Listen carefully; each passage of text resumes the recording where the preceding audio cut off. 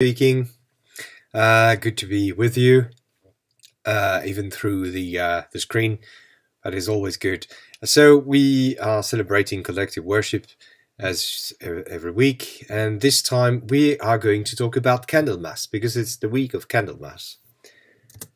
So the week of Candlemas is ending a whole season of Christmas. You would think that Christmas is just the Christmas day, or maybe a few days before, when we sing the Advent carols, and or a few days after when we are in Boxing Days. But actually, it's longer than that.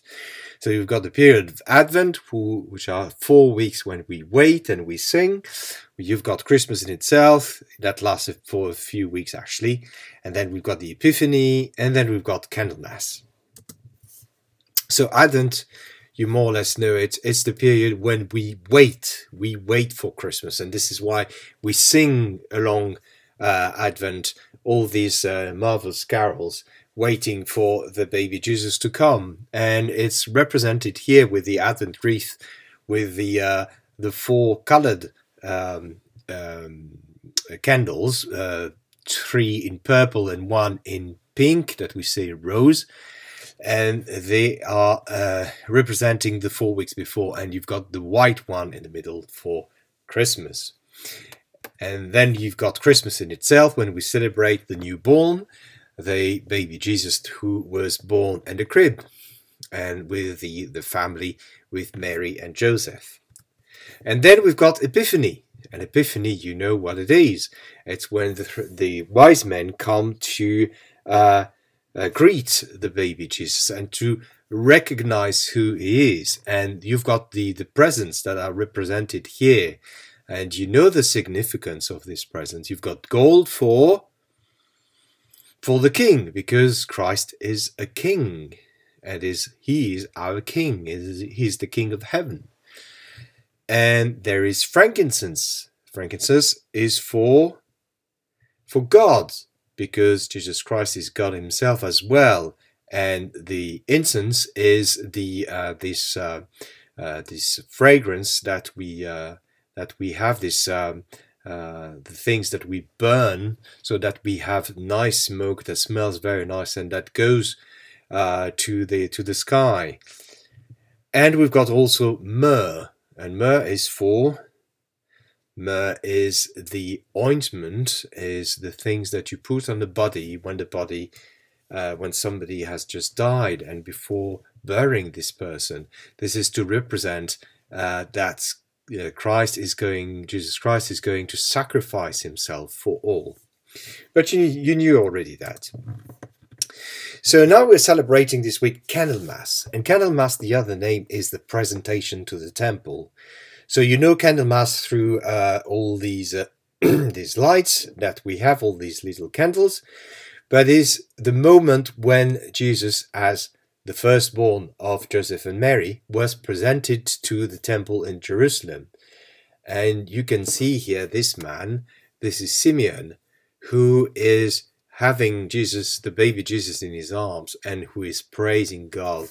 And we will see why, and we will unpack that later.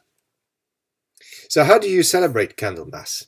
Here in the UK, for instance, we love to have these celebrations within the church, and the church is completely dark, and we've got this light because Christ is the light in darkness. And maybe some of you have been also to the cathedral down in town in Salisbury and have experienced that. That's a great moment to experience.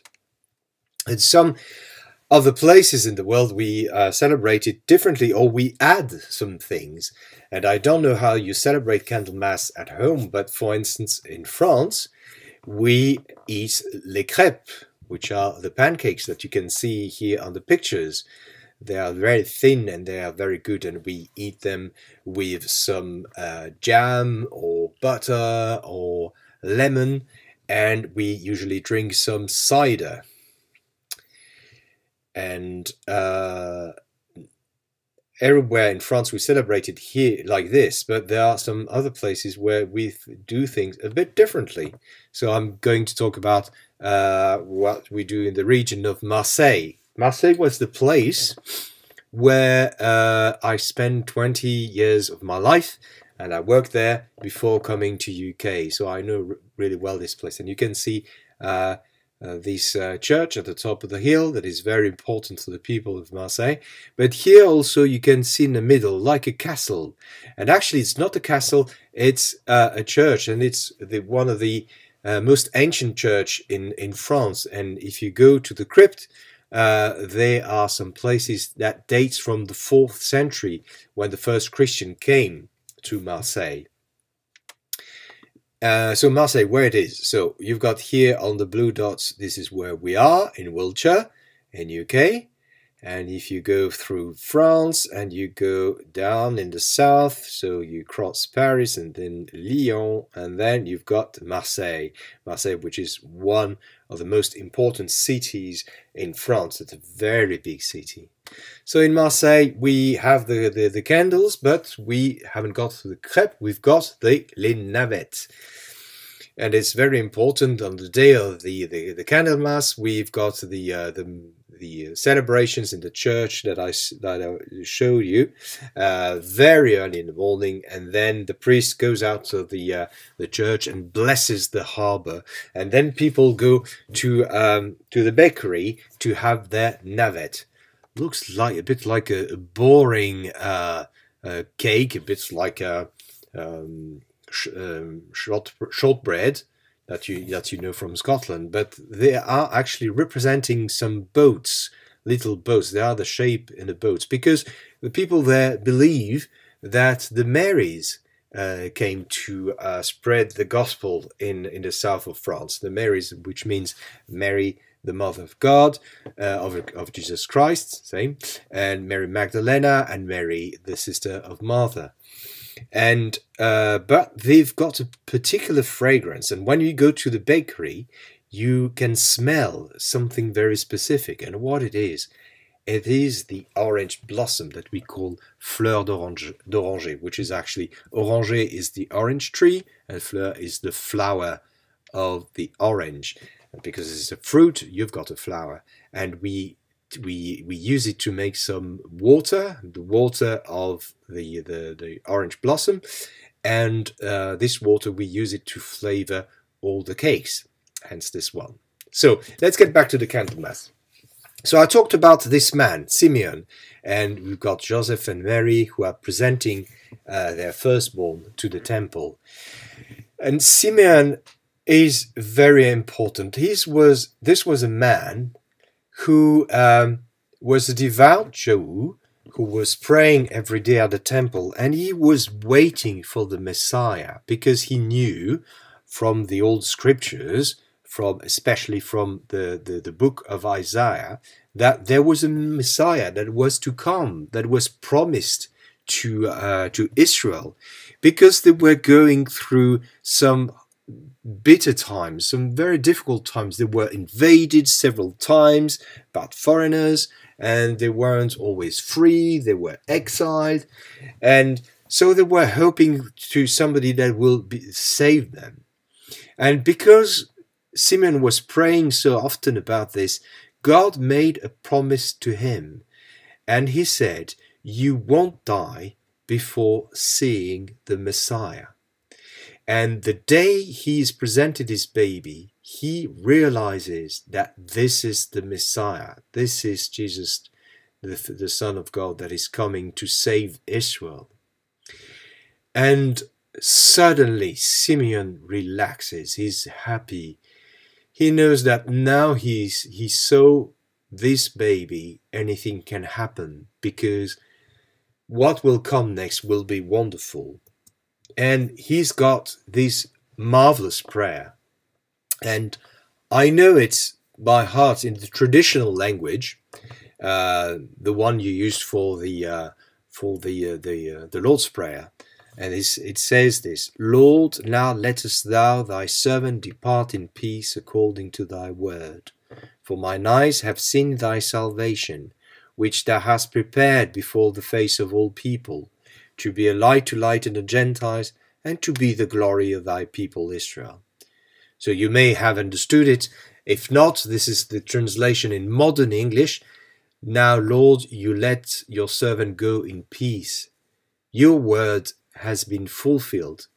My own eyes have seen the salvation, which you have prepared in the sight of every people, a light to reveal you to the nations and the glory of your people Israel. So now Simeon knows that everything will be fine. He has seen the future Messiah. God fulfilled his promise that he will see him before he will die. And he's thrilled about that. And at the same time, oh, what a sigh of relief for him. So what is the implication for us? What do we expect? In some ways, we can think that we are like Simeon. Think about light in the darkness, and this is why we all light candles in the dark church for Candlemass. Because it represents the light at the end of the tunnel. It represents the promise of God that we will be fine, that we will have the Messiah. And I think it's very important for us at the moment to believe that, especially that we are experiencing this pandemic, where we've been deprived from our loved ones. We can't be with our loved ones. We can't play with our friends as much as we would like to. We cannot travel as much as we want. And some of us have had some people in their families who died of the virus. So it's terrible, and we have lost so many people, and we have lost so many freedom during this period. But now there is the vaccination that is coming. So we've got a light at the end of the tunnel. We know that things are going to be better now. And this is the promise that God is always saying to us, always giving to us, that things are going to be fine. God is on our side, and there's always light in the darkness, and there's always a light at the end of the tunnel. So here's your reflection, and I'd like you to unpack that with your teachers and to spend some time. What is hope for you? What is your definition? What do you think when you think about the word hope? What does it mean for you? The second thing, why is it so important? Why is it so important to have hope, especially in those times? And the third one is, who gives you hope? Who can you rely on to have hope? Who gives you good words that give hope to your heart? Think about these things. All right.